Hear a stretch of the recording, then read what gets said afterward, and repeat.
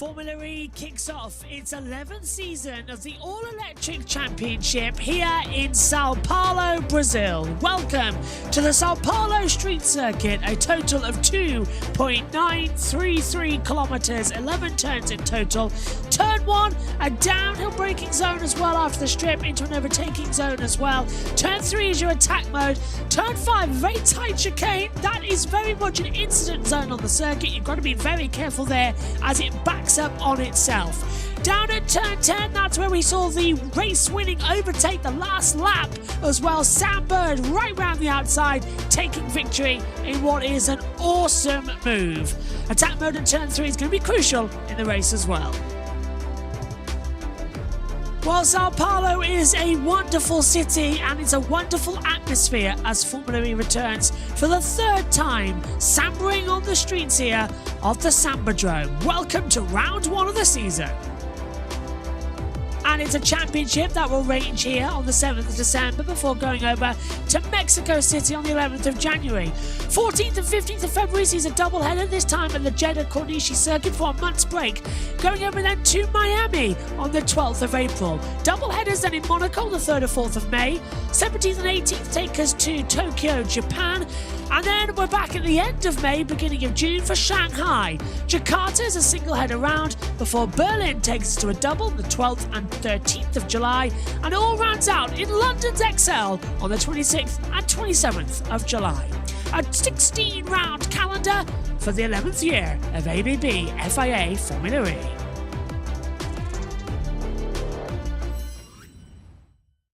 Here we go then, we are about to get underway for free practice 2 here at Sao Paulo. But the first round of the ABB Formula E World Championship. Welcome along to you all. It was a very interesting free practice 1 yesterday. It was Ollie Rowland that topped the timing sheet by less than a tenth of a second to Norman Nato. Jake Dennis finished in 3rd place with Eduardo Montara in 4th. But the highlight has got to be one of our rookies, Taylor Barnard. Finished FP1 yesterday in P5, which was very, very impressive for him as well. Mitch Evans only down in 6th place, but they're just all getting a little bit of a feel for the track this weekend because it's the first time in a while where we're starting the 2025 season in 2024, which could be interesting indeed. But I'm not going to be speaking for very long. It is time to hand over to the world feed for this one to take you through the whole of FP2. So let's hand you over to the one and only Tom. At the moment, but it's going to be pretty warm, especially when they get out to race. Now, I'm very happy to say that I am joined by two in the commentary box getting ready for this. Katie Munnings is with me, an extreme E-racer rather than Formula E racer, but you're very used to four-wheel drive, aren't you? Yeah, I am, yeah, and I actually went out on the track yesterday, and I'm not sure if it's more like a rally stage, to be honest, with the little jumps they've got out there into turn 4. I think it's pretty bumpy. The drivers love it. I would love to race here. I think it's very exciting. I think they're actually a new lease of life going into this race, obviously with the new Gen 3 Evo. Great. Well, it's going to be great to watch this action getting underway. Andre Lotterer is also with us, who, of course, is a very experienced Formula E driver, a champion, a current champion in World Endurance Championship with a brilliant effort with Porsche throughout this year. And Andre, of course, you raced here a couple of years ago, didn't you? So you know the circuit pretty well. Yes, I do indeed. It's a very fun track. It's great to race in a city like Sao Paulo, and it's a good mixture. It's a typical Formula E circuit. You know, you do actually have really top speed, which is a bit unusual for a city track. But then the rest, like you have quite narrow hairpins and some bumpy areas. So it's quite fun to drive, and you really have to put the lap nicely together. Turn 4 is very bumpy, so you have to get out of the comfort zone to get it right, and yeah, I enjoyed driving here. We're seeing the Neon McLarens are both out pretty early, so Sam Bird was leading the field as they came out onto the circuit. Now, the look of the Formula E cars has not changed hugely, Katie, since last year. There are some subtle changes on the aerodynamics and the front wing, but the look is pretty much the same, and there are some new liveries as well, aren't there? Yeah, I'm really enjoying the purple that Porsche got this year. I think, as you say, the changes were made mainly for the driver's safety of their hands. You know, they were trying to not have the front wheel so exposed if there's contact. I guess that's a problem across single-seater in general. As Andre was saying yesterday, obviously now the dampers in the steering as well have helped that, I guess. But yeah, we haven't had any action yet to test out, I guess. No, that's right. But, Andre, although the cars don't look hugely different, there is a big difference. Just explain that technical, well, listen. Okay, Sam, just for your info, the track temp is 16 degrees cooler, so as expectation. Copy. Yeah, and that's in principle to where we're going to be later on. It's going to be much hotter on track. But yeah, just explain this Gen 3 Evo car. It's not about the look of it so much. It's about yeah, under the skin, there are a lot of differences. We've unlocked the all-wheel drive, which obviously gives you a lot more traction, and the cars are way faster. If you look at the lap times compared to last year, it's already almost 2 seconds faster. A different tire as well. Different characteristics, same brand, still Hamburg, but they've changed the mixture a little bit. So there is a bit more peak performance for the qualifying lap, and then slightly more degradation throughout the race. So that will be a strategic aspect, and yeah, obviously a bit different looks, and also new powertrains. Every manufacturer have brought a new powertrain. I think we've got a slight problem with hearing your sound at the moment, so we'll just get that sorted out, Andre. But yes, Sam Bird just beginning to put it all together at the moment. This is early stage of this free practice session. I wonder whether we're going to be seeing them out all of the time. Ian James, team principal for Neon McLaren. Of course, they had that victory here last year, but Sam actually had not a great season after that. It really sort of dipped away. He didn't score points as often as he would have liked, and obviously he's going to be much more hopeful that they can be that more consistent near the top end of what's going on. So we shall see. Katie, we're just watching the DS Penske out there as well. A little bit of slipping and sliding. They're not running four-wheel drive just at this moment. Yeah, it's funny. I think you can visibly see the difference also when they're in that Gen 3 Evo attack mode. The drivers, you know, in interviews that I've seen, especially Sam Bird after the testing, he was saying how much he really enjoyed the feeling of driving four-wheel drive. They were saying it feels like you're in a rally car. It's kind of the only thing that I can relate to, but I guess that's the really cool thing that we've got with obviously the electric powertrain. You know, single seaters normally being rear-wheel drive because of the complications of trying to have that drive shaft going through the central seating position, and here obviously you don't have that, so it's cool. I mean, Formula E since the beginning I think has been pushing the technologies, and this is just one more step, I guess, on their ladder. Yeah, and hopefully it's going to lead to even stronger racing. Andre, I think we're going to hear you okay. This session now up to 40 minutes, isn't it? You're used to free practice sessions being 30 minutes, but they're a bit longer now. Yeah, they extended the session by 10 minutes. Used to be also with the previous tires that you wanted to really maximize your session, like every minute in the run plan was crucial, but here you might even have to charge the battery and come to the garage for a little bit because the session is longer. And also the difference I think we've seen today compared to yesterday with the new tires, or this new tire spec, people expected for a bit more degradation, so you saw teams sitting out or waiting a little bit to join the session yesterday, but they've learned throughout yesterday's free practice 1 that actually there's not that much degradation, so you see a lot more cars on track from the beginning during this session. But the other issue is that obviously the temperatures are a lot cooler in the FP2, so the free practice 2, and it's a bit less representative of what will happen later in hotter conditions in qualifying.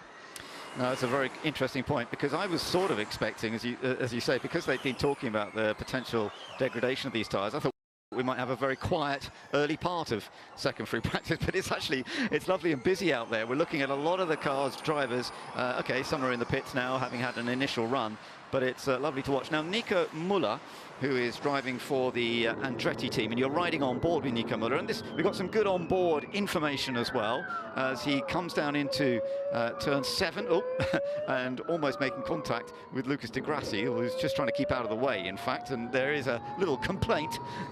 I love that little hand signal, Andre, that's used by drivers. Yeah, exactly. It's not so easy on this track to make way to the other drivers. You know, your engineer, it gives you the information, look, okay, now you have a gap, you can do a cool lap. this car is coming, and I guess they got it wrong this time. Normally, you know, we really try to be kind to each other in these moments, and sometimes it goes wrong, and obviously you upset someone, but it's free practice. It's okay. Nico Müller had that tyre problem yesterday because he made contact with the barrier, and we were talking about the fact that you can't get an extra tyre. That they have one tyre, a luck tyre during the year, during the whole season, don't they? But whether they've gone for it or not, I rather doubt. Yes, they took did they? the Okay. Joker tyre. Oh, thanks for telling me. So they've gone for an extra tyre. You're only allowed that once for the whole season, though, for an extra tyre. So they only have 2 sets of tyres throughout the whole weekend, and he had a punctured tyre yesterday. He has gone for the optional extra tyre, but it's the only event of the whole season that he's going to be able to do that. Yeah, that's how tricky Formula E can be. You know, you're pushing the limits, but the limits are the walls. So it's very hard to get to that limit without making a mistake. So yeah, it's a very tough task for the drivers in general, and that's what makes Formula E very exciting. Interesting stuff. Katie, when you're racing in Extreme E, are there rules a bit like, I mean, a tyre wear is very different, of course, in rallying when you're off asphalt most of the time, aren't you? Yeah, we normally mark it as a puncher if it's off the rim. I think anything other than that, it's okay. But yeah, I mean, for sure. I think Formula E has always been known for very aggressive racing, and you know, we have the same in Extreme E, lots of kind of side-by-side contact. Obviously, these cars, I guess, are a bit more sensitive. You know, when you think of the aero on them, they're not performing very well if they've got bodywork hanging off them. So, but as Andre said, that's one of the things that I love the most about these street circuits that you guys come to, because there is no room for error really, and if you're having a bit of a slide and you touch the wall, that can be your weekend over. Absolutely, I agree with that. No, and Müller had that touch with the wall. He's damaged the tyre. He's got away with it to a certain extent. But yeah, if we get any big mistakes in this session, and particularly with the format of the event, where you get free practice followed by qualifying just an hour and a half, 2 hours later, and then into the race, you've got to keep control. It's not like you can make a mistake and necessarily get back. Yeah, and I also think, you know, for the team working behind the scenes, the engineer to come up with a strategy, it's a very short space of time. There must be a point when you just run out of time to try things and come up with new ideas. So, I mean, I guess, Andre, you've got more insight into that, how you develop throughout the day. If you're on the back foot, it must be the worst feeling, always trying to play catch-up. Yeah, definitely. It depends on tracks. Some tracks, obviously, we're a bit more familiar with, but when it's new tracks or like quite demanding tracks where you need like a good flow, it's tricky. But yeah, you know, a track like Riyadh, for example, if you miss a bit of track time, then it's very difficult. But here, you know, you have the long straights, and it's a bit less tricky. So you know, you could miss a few laps, but still be in the game. So at the moment, Antonio Felix da Costa and Pascal Wehrlein are first and second fastest with the Porsche cars, and we're on board with Sebastian Buemi, Jaguar-powered Envision. So Buemi just now getting a little bit of feel. We're not seeing anybody much yet using the attack mode. We've seen 1 or 2 just beginning to perhaps have a go, but I think we'll see that more towards the there's 3 that are up on our list that have used the attack mode so far. When we saw them going for it yesterday, we saw a sudden change in lap time. So they were doing similar to this, 1:12s, but when they went for the full wheel drive attack mode, which is making a big difference this year, then they were going into the 1:10s, so they were gaining a couple of seconds. You're watching Dan Ticktum right now, and Dan, the British driver, 25-year-old now, who's made 48 starts in Formula E. His best ever finish has been a 4th place, and his best ever grid position actually is a 4th on the grid as well. He has led a couple of races at times, and of course, with the way that Formula E works, you get this pack racing where different drivers lead at different times during the race, and then it's all coming down to the last few laps where we get the real battle going on. I'm sure that's what's going to happen throughout the course of this new season as well, but with the 4-wheel drive system, that could make a difference. Using a lot of that inner curve there, Andre. Yeah, I don't think he's even using the curb. He's like completely 4 wheels on the inside of that curb. I don't know if they've changed it, but I remember that was a difficult thing to achieve when I was driving 2 years ago. You basically have to raise the car quite a bit to be able to do that. But in his case, he's actually driving completely on the inside. I wonder how is that policed in terms of track limits. Maybe the race director said, do whatever you want there. Some other corners, we know we're not allowed to go places, but yeah, it's if everyone does it, you know, same for everyone. Absolutely right. Well, let's take this opportunity to go to Alexa Rendell, who is with team boss for Envision, Sylvain Filippi. Thanks, Ben. Good morning. And now I'm joined by Sylvain Filippi. And Sylvain, it was a tough year for the team last year. Obviously not kind of the season you ultimately wanted, but now, fresh start, how are you feeling? Yeah, feeling great. New start. Formula E, as we know, is very, very competitive. So last year showed how small margins really made it in qualifying, especially. So yeah, new year, new car with Jaguar. And as you know, a lot of new topics, tires, powertrain, all-wheel drive, and so on. So a lot to learn over the next few races. And from your perspective, what is the big topic of the weekend going to be? What's going to be that deciding factor? For us, it's all of it, really. Like getting to grips with a new car, new software, new controls, all-wheel drive, and the tires. Understanding these tires, especially in the hot conditions, is really, really new for us.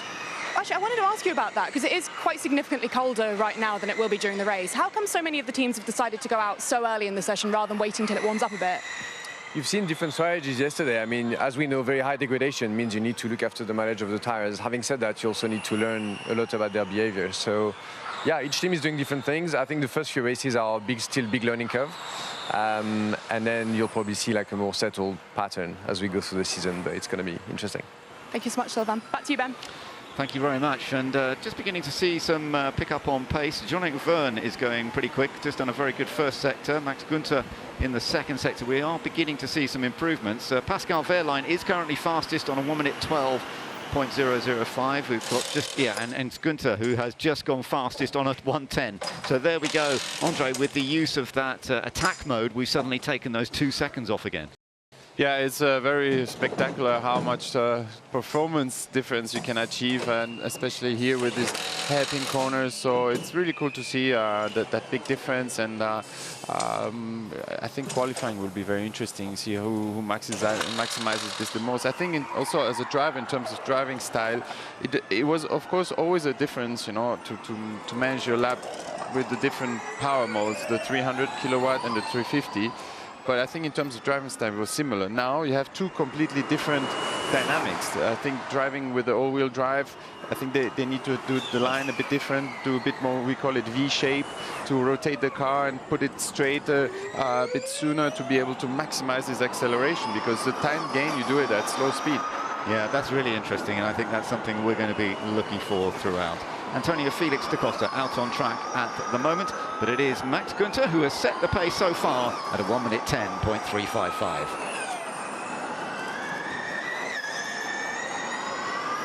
So the session continues, and da Costa just putting together a few laps, but not at the moment in attack mode. We will see the magenta colours come up on the back of the car if he goes into attack mode, so he's not into it yet. I did notice, by the way, Andre, when we were looking at Dan Ticktum, his lap didn't count because of, as you mentioned, I think he crossed the line a bit too much on that final corner. See, I saw it. Yeah. You told on him. Is that your next job? Not yet. You're still racing, but race director. Maybe the race director heard me, and then he maybe had a look. I don't know. But no, maybe I don't know if I want to do that job. You can only get criticized non-stop. Yes, indeed. It's a tough job, and we have a different race director to normal. Although it is the man who's been deputy race director for a while in Formula E, Marek Hanachevsky, but Scott Elkins is not here this weekend, who's the regular race director, but there's plenty of experience there, so it'll be interesting to see how it goes. Now, Sam Bird has just popped up into second place on a 1:10.4. Jean-Eric Verne is currently running third, and the little DAC that you're looking coming up, that's the name. We have a little 3-letter, as you can see on the graphic on the left, a 3-letter version of the names, and there's a black and white flag, track limits for Dan Ticktum just coming up, not surprisingly. Now let's see what happened to Oliver Rowland. Yeah, now we saw this a lot yesterday. Actually, no, that's sorry, it's Norman Nato, who has just gone a bit deep down into the first corner, and we saw that quite a lot yesterday, didn't we? Yeah, it's a bit of standard story for us drivers here in Formula E. When you have a bit of run-off area, you push the limits, and it was quite interesting to listen to the the motors on board. You could hear this vibrating sound. That were the anti-locking systems trying to stop the wheels from locking. So we are like really pushing a lot of pressure on the brakes, but the cars don't lock wheels anymore. Like the systems are so smart that they avoid you from locking. But obviously, if you're a bit too late, you're gonna miss the corner. We're watching Nick Cassidy now, who was battling for the championship. Katie, the last year's series really was, I mean, it went all the way to the checkered flag at the very last race in London, as you know, and Nick Cassidy missed out, bitterly disappointed. He's clearly fired up already to try and pick it back up. It's been last 2 years he's been fighting for the title. It hasn't quite come together for him. How do you see this developing for Cassidy? Yeah, I mean, he's obviously a fantastic driver. I think last year, everyone across the whole sort of arena in London was heartbroken when he got that puncher that put him out the fight. Everybody wants to see it to go down to the line like that. And I think the fact that it was something like 6 drivers that were in contention for winning going into the last couple of rounds in London was incredible. Everyone has been saying, though, that it's going to be closer this year. The margins have come down. Obviously, they've all kind of seen the scores from testing and the lap times there, and they know that there's not really weak teams now. So I think, yes, while he's obviously a really strong driver, I think it's going to be harder to get those points consistency across the season now. Absolutely, and Andre, the same thing really, Andre, because we have, as you say, stronger teams. I mean, for example, the Cupra Kiro, which is a new name that I'm coming up there with the yellow livery. So you might not have heard that name before, the Cupra Kiro, but it's part of a team that have worked in Formula E, but under different ownership now. And David Beckman doing a job. We've got plenty of drivers and teams that can deliver. Yeah, I think the interesting dynamic also for Nick Cassidy's story is that he was very smart last year at being a bit ahead of the game with slowing the race down and then accelerating it at the end. This could be completely different this year, so let's see who is the smartest, understanding that as early as possible. 22 minutes still to go in this final free practice session, and we're just getting another very fast middle sector from David Beckman. We're on board with him, and this could potentially be a front-running lap. Max Günther on a 1:10.355. Let's just see how the rest of this goes. About to cross over the line now, and yes, David Beckman, who is one of the youngsters going into his first full season. He has competed before in Formula E, but only for a couple of races, and it's great to have him here this weekend, starting his new season, and he's just anything we can support with. Gone fastest, so good stuff. No, I just need to brake later and man up, really. Just because I don't have great confidence from T1, I then bottle it for 4. Maybe he needs to get out of his steam sauna there. Yeah, that's very steam. What is all this steam? I think the team found out a way to give something to the driver to cool off a bit. Okay. You know, it's one thing to be out on track and be you know, driving the car. You have a bit of air, but obviously you use all that effort, and then when you stop in the garage, the heat is there. There's no cooling, so you want to have a bit of cooling to recover. And yeah, I think it's a bit of dry ice in an air device from the garage. This was David Beckman with the 4-wheel drive in operation. You can see the magenta colours on the back lights. That shows us that the 4-wheel drive system with 350 kilowatts, which is around 470, 480 brake horsepower, in action while he's using what they call the attack mode, of course, in Formula E. Last pole position here was a 1:12.7 set by Pascal Wehrlein. We're way below that, 1:10.2. Are we going to get into the 1-minute 9s? I think we will do later. Something else actually, Andre, about the driver getting the steam in the car, but also I wanted to ask you about the driver position in a Formula E car compared to, I mean, you've raced so many other cars. You've raced Formula 1, you've raced A1GP. I commentated on you many years ago. But World Endurance Championship, of course, is your main thing at the moment. How does it vary, the Formula E car? What's it like to drive as a sitting position? It's like any other Formula car, but you do try to focus a little bit to be a bit higher.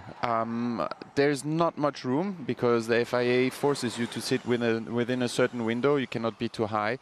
You can be a bit lower if you want, but in Formula E you kind of want to see the road a bit more. So I think most of the drivers try to be on the limit there. And is that because we're on road track so much? Or? Yeah, exactly. You want to see a bit better. You look sometimes a bit closer. Yeah. You know, on normal traditional tracks, you look really far ahead, so you want a bit to be a bit lower, also for center of gravity. But here, yeah, some drivers, you know, obviously I'm a bit taller, so you cheat a little bit. You know, when they come to check your height, you tuck your neck down to pass the tech. But yeah, I prefer to see the road a bit better because it's so hands-on. Yeah. I totally understand that. When you're in the Extreme E race machine, Katie, what's the driving position in that? Is that pretty good? Is it pretty controlled? Yeah, it is. To be fair, exactly the same as Andre said. You know, we'll be climbing big sand dunes, and your visibility, you can't see a lot. So as high as possible without your head hitting the roll cage above you. But I think the main thing for us is having, you know, the seat molded to our back shape. We're thrown around so much in the cars. I mean, I've had jumps that I've landed on and almost blacked out because the impact is so heavy. So you need to be secure because otherwise you find yourself trying to lean on the pedals to push yourself back up into the seat. We've had a touch with the wall there, and that's with Edo Mortara, who put together a very good lap yesterday. And in fact, he is third fastest at this point. So, Andre, that's one of the risks, isn't it, when you're racing on a track like this? Yeah, when you do it like this is almost perfect. You know, like it's just a little brush, a little kiss, and you know you maximize the whole track. But that's really the maximum you can do. Otherwise, you can bend the rear track rods, and then the steering is not straight anymore. And or if it's too much, like Nico Müller yesterday, you damage your rim. Absolutely. Yeah, a slight touch is okay, but not so much. A little on board underneath the car as well. And these cameras to the side actually do show us just how close they are getting to the walls. And when we get into qualifying, I'm sure we'll see them even closer more often. You're on board with Sebastian Buemi, and you can see as he heads down into the first corner, he is currently fastest, a 1:10.243. So Sebastian Buemi is now setting the pace, and we've still got some 17 minutes to go. Let's go back down to the pits to Alexa. Thank you, Ben. Yeah, I am joined by Fred from Mahindra. And Fred, the rumour being spread in commentary is that you guys have built a rocket ship this year. What do you think about how good your car is this season? I wish it would be right, but for the moment, I think we are trying to do our job calmly and step by step try to build the season. This first race for sure is a big test because everyone is really showing what he can do, but it's a very specific event as everyone is testing new technologies, new ideas. So rocket ship, I hope, but what I'm afraid is that everyone else has also built a rocket ship, so it's a big rocket ship fight. A rocket ship fight, I like it. And as you came over to me, you sort of asked a little question about what I thought about the weather. Do you guys think it's going to rain today? Would that actually play into your favour? I hope it will not rain. Definitely what we would like, and I think it's probably the same for my colleagues, is to show the real performance of those cars. They have definitely improved compared to last year, and we would really like to show the Brazilian fans a very big fight, and it will be something very interesting for sure. What's the aim for this year? What's the target for the team that you feel like you'd come away happy with? Well, to come away happy with is definitely being able to genuinely compete with the others. Last seasons we were definitely at the back and waiting for miracles. Now we want to come and be in the fight from the beginning. Then is get the best out of the two experienced drivers we have and make sure that we can access to points very regularly and hopefully podiums and wins. Best of luck. Thank you, Fred. Back to you, Ben. Thanks, Alexa. And we have our first driver into the 1:09s, and it is Pascal Wehrlein, the reigning champion, who has just set the new pace, and we've gone below 1:10. And that's a bit odd, Andre. You're just pointing out on our screens that it doesn't show he's in attack mode. Surely he must have been in attack mode. Yeah, maybe there's an error with the timing screen, but if he's not, then he's really, really fast. I think that would be almost too bizarre for me if he wasn't in attack zone when everyone else has been using it, but we will see. But a 1:09.8 by Pascal Wehrlein is impressive. We were talking Alexa there to the Mahindra team, and Mortara is currently 5th fastest in that, and De Vries is a little bit further, and in fact he's 4th, sorry, yes, 4th, so they're 4th and 5th. So that's a very good performance by the team so far. We shall see if that continues. Keeping an eye on Da Costa because he is in attack mode at the moment, and he's just set the fastest first sector. So let's see how this goes for the Portuguese driver who recently got married, 33-year-old, the champion in the 2019-2020 season. And I was at the wedding. Oh, lovely. So that was good fun. He's a really cool guy and he's friends with all the drivers. So it was a nice reunion for all of us. And he's representing the camaraderie in our sport. And it was very nice time all together at his wedding. It was a big wedding, like more than 400 people. And he's going fastest, a 1:96. So well done to him, to Da Costa. He has gone fastest and set a new pace. We've still got 14 minutes to go in free practice 2. So some cars ready to come back out. That's Sam Bird, the winner here last year, and his teammate Taylor Barnard. And Taylor Barnard was 5th fastest yesterday in the first free practice session. He's the youngster, the 20-year-old from Norwich in the UK, who is going into his first full season, having made 3 starts last year, standing in for Sam Bird when he had damaged his hand. We're watching Robin Freins, who was also very competitive yesterday, down to 16th place at the moment. Yeah, he is just setting a very good first sector, so we are seeing more and more improvements. He's got a car in front of him. Well, that's okay, that's okay. Into turn 4, which is always tricky. Thankfully, the car in front moved well out of the way. That was good from the other one, Andre. Yeah, probably was aware from his engineer that the quick car is coming on attack. And there you had a great example of a 4-wheel drift out of turn 6 there. So really cool. Let's see how he puts this lap together. But he definitely dancing and drifting and maximizing. And what we have to know also now at this stage of the free practice, like the tires are more or less almost at the maximum mileage, so they won't be as performant. So you see the cars a bit less grippy, but yeah, the drivers need to get confident for the qualifying. So we've got the telemetry on screen as well, giving us the speed as he comes down the straights here, 124 miles an hour as he crossed over the line, and Robin Freins 3rd fastest as he comes down into turn 1. So a lot of this on board, and I love this onboard view from underneath there, Katie, and you can see the bumpiness too of certain parts of this road track, can't you? Yeah, I mean, I went out with Bruno, the safety car driver, yesterday, and it surprised me. Obviously, we weren't in a Gen 3 car, but even in the Porsche that we were on track with, I could feel it, and I could imagine coming into the braking zones when you've got 22 cars trying to get into the first corner. It's going to be quite tight. It's quite sketchy to try and control it. I think the car's moving a lot, and I think you can see that, especially when they're in attack mode with the extra power.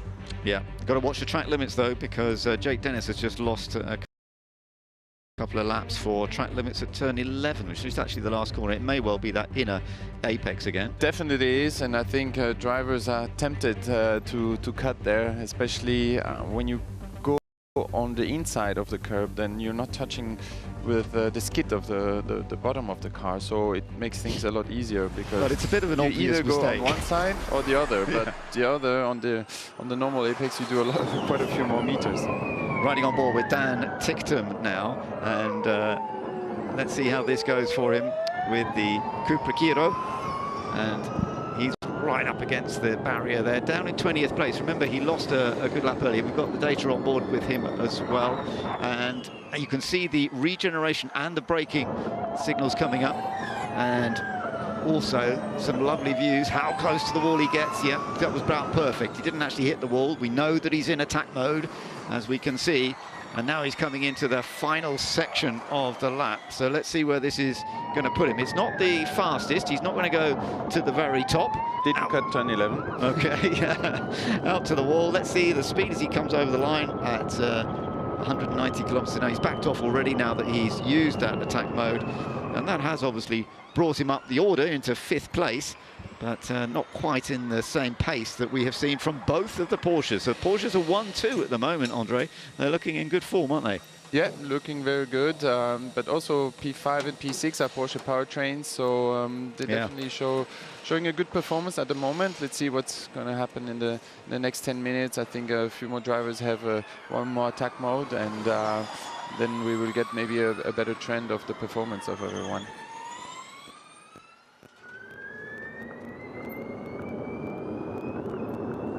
On board with Nick Cassidy, who's in attack mode right now. He's into the final section, turns 10 and 11. Don't go too tight in here. That was about perfect, just going over the curb on the inside. You can see there's a fair bit of suspension movement here. They do have to run a slightly softer suspension here at this track than at some others. And interestingly, Da Costa has just done an even quicker lap of 9.6. Oliver Rowland's moved up to second. Sorry, yeah, that's the change. Oliver Rowland in the Nissan has moved up into second place, splitting the two Porsches. They were running 1 and 2, the Porsches, a moment ago. Nick Cassidy, no great surprise, just going down into that first corner and braking a little too late and deciding to having to back out of it. That is a challenging section, there's no doubt about it. It's interesting because they deleted his lap, although he stopped, which probably was the instruction yesterday at the driver's briefing, how to deal with this chicane in case you overshoot it. But yeah, they still deleted his lap. But anyway, the lap was going not to be very performant. But yeah, it's the rule to stop the car, I guess.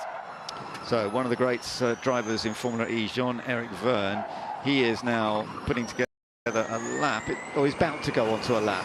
In fact, he is just going on to an attack mode lap now. So this is going to be interesting to see what Jean-Eric Vergne does, the 2 times Formula E world champion, one of the most experienced campaigners, and always very, very rapid. We'll keep an eye on the sector timing. First sector just about to come up, so let's see where he does come up with it. And yeah, it's down a little bit. In fact, we've just seen a new fastest first sector by Robin Freins, who is currently in the pits at the moment, but he has the current fastest first sector of everybody, and Vergne wasn't within quite the same pace as that.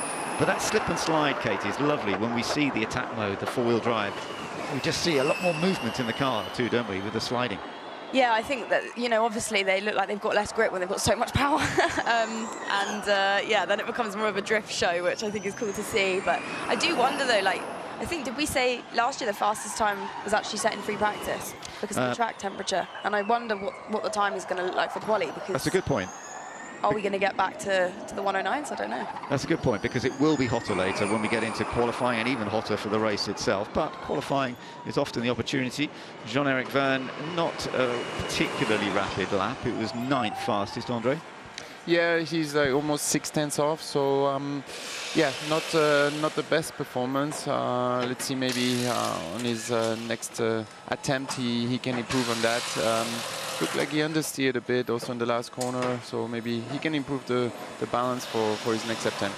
Now we've got our virtual race engineer information coming up, and this is telling us that the attack mode laps are actually up to 2.4 seconds faster than the standard lap when you're under the 300 kilowatt 2-wheel drive version. When you go to 350 kilowatts and 4-wheel drive, you can gain up to 2.4 seconds, as our virtual race engineer gives that information, and that really is fascinating. Yeah, that seems like a lot. I think it's not as much, but let's see, maybe, you know, from an old tire to a new tire, all things considered together, could be.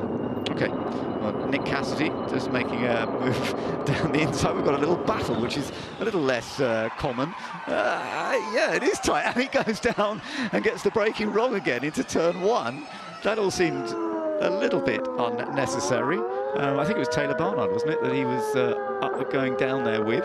So yeah, I think so too. So you know, normally you don't battle so much in free practice. You know, everyone's trying to focus on their job, and you don't try to race in free practice. But maybe Taylor Barnard is trying to, you know, prove his place there and saying, okay, I'm not going to let you go. And then he proved the point, you know. So he made an experienced driver go off track. So I think Nick was going to have a go at the inside, and you know, Taylor could have lifted a bit, but he didn't. So that's what happened.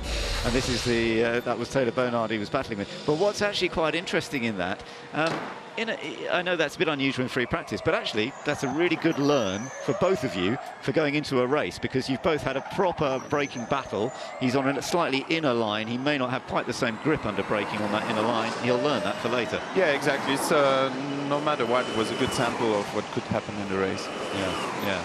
Sometimes these things can actually be very useful if you do it in free practice and not in the race itself. The race itself, Katie, is going to be fascinating later on today, isn't it? Because, you know, we've got this, what we've seen now, this very rapid 4-wheel drive mode, which they'll get to use for, that's a big lockup this time for Sam Bird in the other Neon McLaren. We were talking about his teammate a moment ago, Taylor Barnard, having that battle, but yeah, that was a bit of a lock-up, and Ian James keeping an eye on that. But I was just going to say, in the race itself, with this four-wheel drive mode that we've seen is so capable, they get 8 minutes. They can use it in different forms, whether they use 2 minutes of it, and then 6 minutes later, or 6 minutes earlier, 2 minutes later, or 4 minutes at one time, 4 minutes at another time. That attack mode is going to be fascinating as to what it does in the race, isn't it? It is, and I'm really interested into how the engineers are building a strategy based on very little data. At the end of the day, this is the first race that they're going to be learning a lot from, I guess. But yeah, I think also just look at this moment. Just look at this on board with Sam. It was all a bit, yeah. He had that lock up, and he just decided to back out, didn't he? Yeah, and do you know what's interesting as well? When we think about the start now, they're going to have attack mode on the start. So obviously it's going to be a lot faster into turn one. But the way that they've mapped it for all of the cars is that as soon as you lift off the throttle or brake to go into the first corner. Is it just turn one, or is it everywhere?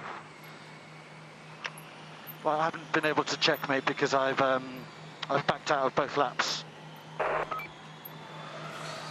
Yeah, it's tricky, isn't it? It's tricky to dial it all in. But yeah, as they go into the first corner, it then automatically switches back to rear-wheel drive. So that's going to feel different for all of the drivers. You're not going to be wanting to lift off too early on the straight to avoid other cars, because then obviously you're out of four-wheel drive automatically. So yeah. No, that's going to be very, very interesting to see. So Robin Friends is in attack mode right now as well, and you can see the little correction on the steering as he's trying to keep it as smooth as possible, out to the wall, beautifully done. Bit of work going on in Mitch Evans' car. Whether there's been a slight change in suspension setup, I'm not sure. I gather that the dampers were changed on the Porsche during free practice yesterday to try and change the sort of absorption of some of the bumpiness around here.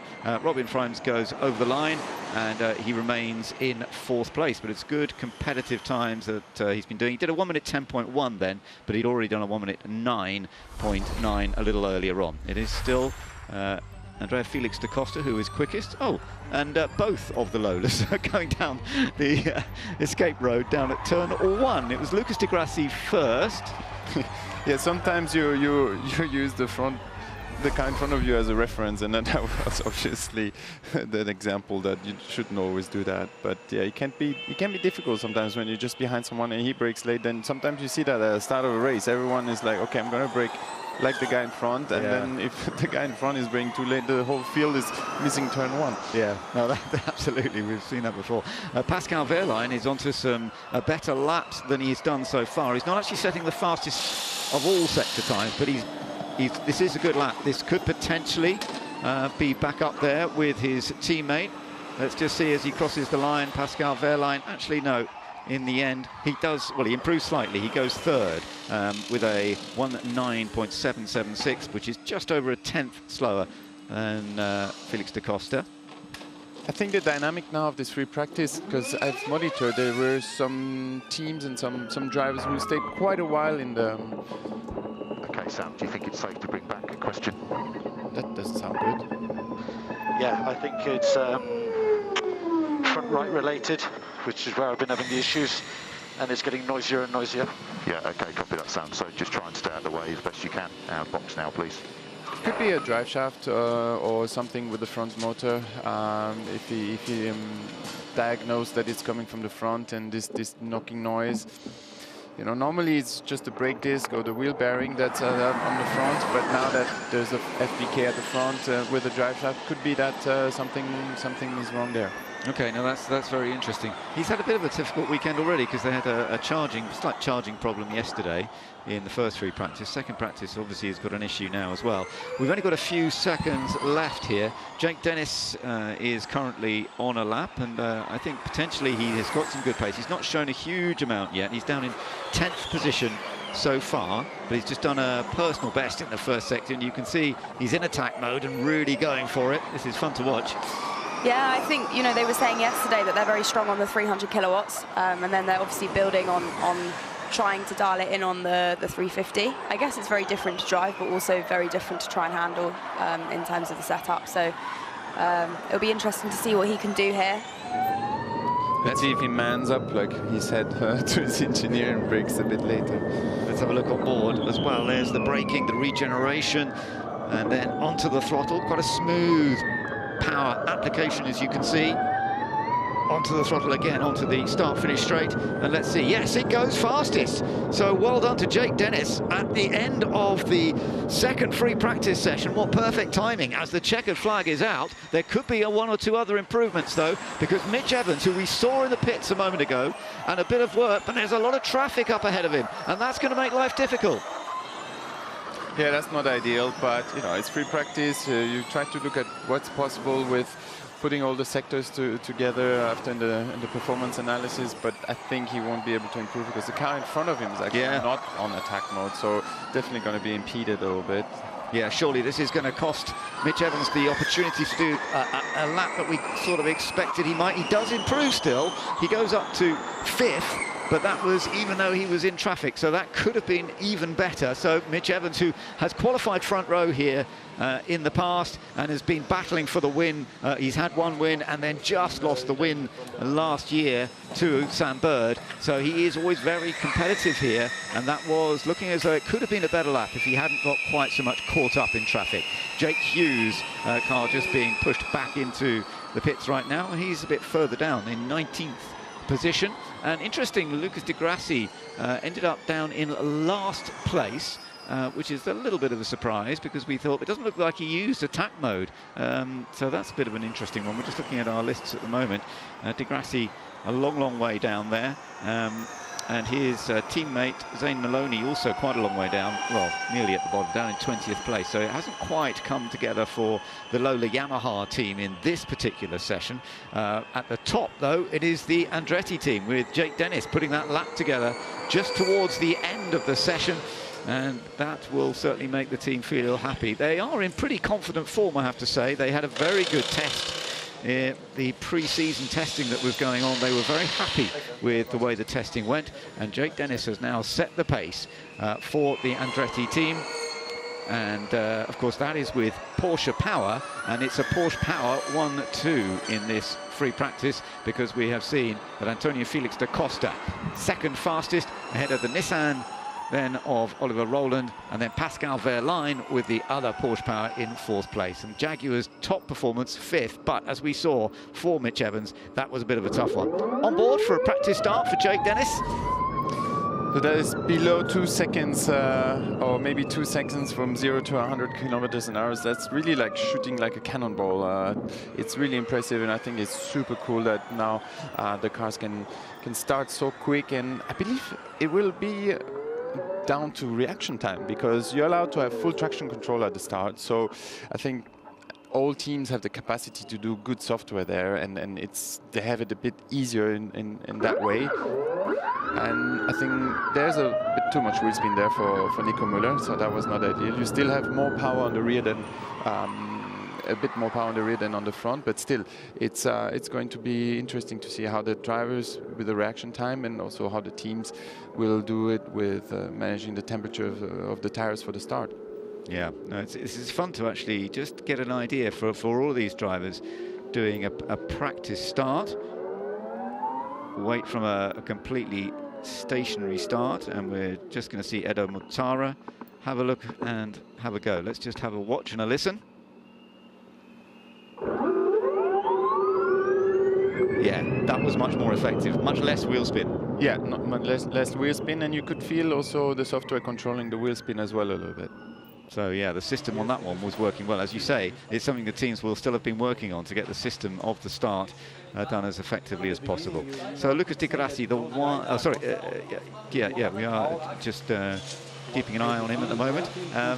The Brazilian cool helmet, who is on home, yeah, absolutely recognise the helmet, because he's got the Brazilian colours, and it's lovely to have a Brazilian driver here. He's not actually had a lot of success in the previous 2 events, and he's ended up quite a long way down. Let's see what happens later.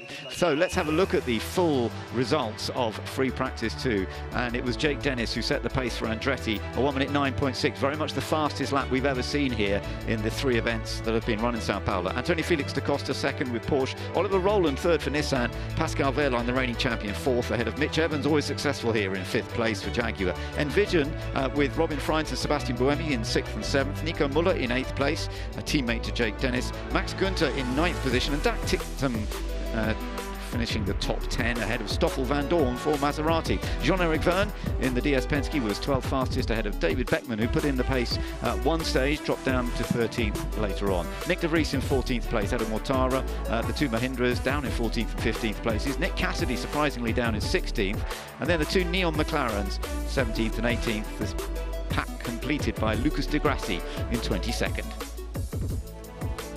There we go then. That was ABB Formula E free practice 2, and it was quite an interesting session with Jake Dennis saying the fastest time at the very end of the session. Throughout all of it, it was Antonio Villas-Acosta, but Jake Dennis looking quite confident in Sao Paulo like he usually is. So should be a really exciting qualifying session coming up. I can't remember entirely when the qualifying session is. I should know because I'm a Formula E expert, but I do apologise if I don't. But you can catch the Formula 1 free practice 3. I will try and set up a redirect to the stream so you don't have to do anything. All you got to do is join us for free practice 3 right now. Yep, I just set the redirect, so that will be all good. So free practice 2 in Formula E was a Jake Dennis affair. Join us at around 12ish for the start of ABB Formula E first qualifying session of the 2025 season. Thanks for your company. We will see you then when me and Ed will take you through the action. Take care. Goodbye.